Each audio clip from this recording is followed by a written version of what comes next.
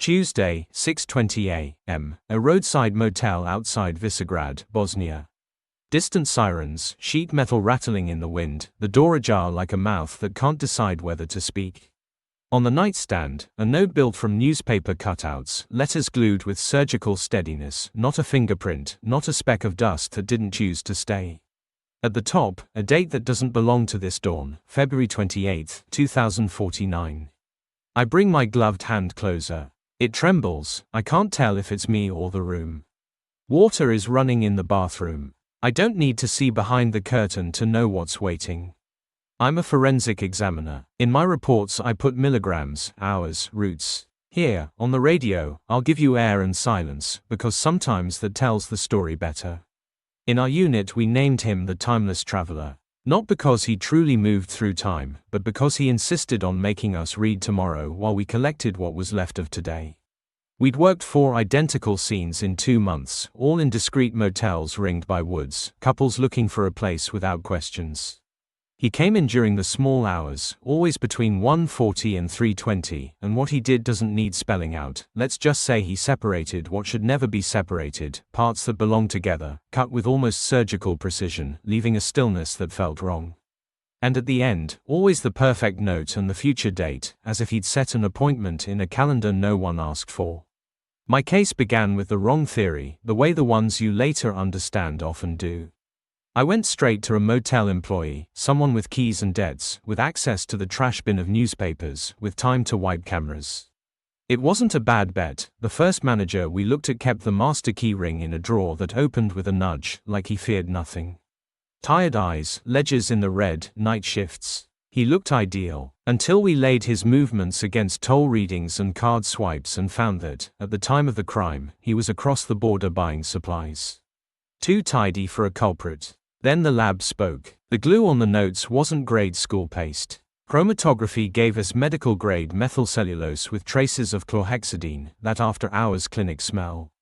Along the paper's edge, linden pollen and lime dust. That mix doesn't come from a kiosk, it comes from inner courtyards, laundries, places where things get mended without witnesses. Meanwhile, another lead tugged at us. An ex of one victim had aired her anger in a bar days before.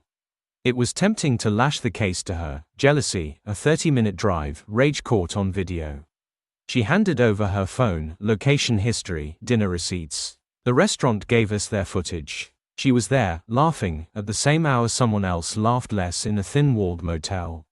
We lived a week off false fines, clinging to each with the clumsy faith of people who need someone to be guilty. The press felt it, my chief did too. Close it or there'll be another, he said. There was another. It was at the third scene that the map stopped sketching motels and started drawing a square. Same glue, same antiseptic scent, and one small detail no one wanted to see: the travelers' newspapers weren't from yesterday, they were weeks old. At the care home in Pale, where some go to wait calmly, a laundry cart arrives every Tuesday with bundles of clothes and stacks of papers to busy hands that don't quite remember their trades. Crosswords cut there, old supplements saved there. When we pinned our points, the circle closed over that home. I was the one who asked to speak to the night nurse. Her name was Yelena. She carried her fatigue with dignity. She said something like, "There's one who sometimes isn't here, but he's back before breakfast. Nobody files it because, you know." I didn't want to know and knew anyway. That, you know, is the phrase we use when we let a gap become routine. Yelena didn't recall ours. She remembered something else: the smell of bleach on the man's sweater. The doorman showed us the visitor log. 2 signatures with no names, the same last name misspelled. The ambulance driver swore he hadn't moved any patients, but his watch counted steps at 2:10. And there was a 34-minute hole in his route no one could fill. We went back to the first motel, the one at Visegrad, the scene I opened with. Between the water and the soap, near the drain, I found a spiral notebook with pages torn out. It shouldn't have been there. I lifted it with forceps, opened it. Along the metal coil, micro beads of saliva. DNA rarely shows mercy when it wants to talk. Out came a full profile that wasn't any of the victims. Our local database gave us a name: Isak Milinkovic. 68 years old. 5 years in that care home with a cognitive decline diagnosis. 5 years, the same stretch our calendars had been marking scenes. The notebook was a head laid open without its owner. Bus routes spelled with cutouts, schedules pasted in, motel names assembled letter by letter as if he were practicing a signature. And at the bottom of a page, 2 reminders that would be funny if they didn't chill: don't forget gloves. Don't forget date. The search warrant arrived before our slides were dry. We entered the home early, shoes trying not to make noise. The nurse took us to Isak's room. We found him deceased. Preliminary, cardiac arrest overnight. Fresh sheets, pills lined up in their colors, that staged piece that unsettles. The visitor log showed a family member with no name the previous afternoon. Left a package of cookies. On the table sat a cup with a film of tea and, hovering above it, the same faint whisper of chlorhexidine I'd been smelling on the notes.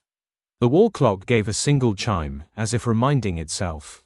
From here on I don't have a closed tale so much as a reconstruction whose pieces fit too well to ignore. Isak didn't travel through time, he traveled through night. He performed lapses, small stumbles, a well-rehearsed forgetfulness. On specific shifts he slipped out through the laundry basement, where no one marked absences because at that hour everyone is absent in their own way.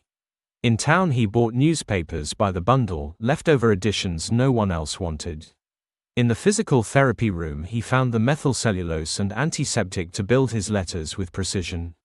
He chose motels at random, listening to conversations in bars where an unhurried old man draws no eyes. When he guessed the window and the curtain, he waited. He went in with a simple tool, with gloves. The rest, out of decency, lets you imagine less than I've had to. He left the note with the future date not because he came from tomorrow, but because he understood that planting a tomorrow fogs police and press, turns fear into legend, makes us walk while staring at the wrong calendar. Cross-checked with the notebook, those dates matched a private calendar, maybe anniversaries we'll never know. He returned through the same passage before the first medication round. And one night, out of haste or tremor, the notebook slipped from a damp pocket. We had one more piece no one wants to pick up barehanded, the relative. The tea in Isak's cup carried an alkaloid profile. The preliminary tox didn't sing loud enough for a courtroom, but it carried enough music for a forensic to square things with his conscience. Someone came to see him and decided he would not cross a door in cuffs. That someone spared him a sentence that was going to become motionless anyway. We closed the file the way you close files when the culprit no longer breathes, a pared-down press briefing, a new box on an evidence shelf, my signature at the bottom of the chain of custody form. I slept better 3 nights. On the 4th, an unmarked envelope reached the unit. Inside, a cutout note as perfect as the others. Date, February 28, 2049. And below, clipped from the classifieds, reservation confirmed, double room, Lake Bilica. In the corner, a dry bead of glue. We ran the same dance as always, methylcellulose with chlorhexidine. The trace DNA along the edge, the kind that sometimes rides a fiber thread, was not Isak's. It could be an imitator who wants a story. It could be the relative who finished what he started and now wants to see who answers the letter. It could even be that Isak left work scheduled and hands willing. I opened my own notebook to write the update and found a line I don't remember putting there: time doesn't travel. People do. I left it. My reports don't carry lines, they carry compounds and coordinates. But today, telling it to you, I think those 8 words say more than my slides. Sometimes I linger alone in the lab out of habit. I leave the bench light on, the tape measure coiled, the forceps lined up like they'll declare something tomorrow. If I step to the corridor glass, my reflection overlays the date on the envelope and, for an instant, the date seems to tick forward a day by itself. I won't put that in any affidavit. There are 2 kinds of time in here, the one we measure with instruments, and the one that measures us when the lights are already off. I keep counting. I keep looking at compounds and lime dust, keep thinking about an old man who could cut letters without shaking. If you ask me why he did it, I go quiet. If you ask me who comes next, I'll tell you the only honest thing: someone. Someone who has learned the recipe, who knows when the care home runs out of eyes, who understands that a date in the future scares more than any mask. This isn't a moral, it's the cleanest way to say we closed a case without truly closing it. The timeless traveler had a name, Isak Milinkovic, and he is recorded as deceased. The rest keeps walking, because the night has many legs. If you ever hear of a flawless note left with a date that hasn't arrived yet, don't stare at the date. Look at the glue, and watch who comes and goes when no one signs.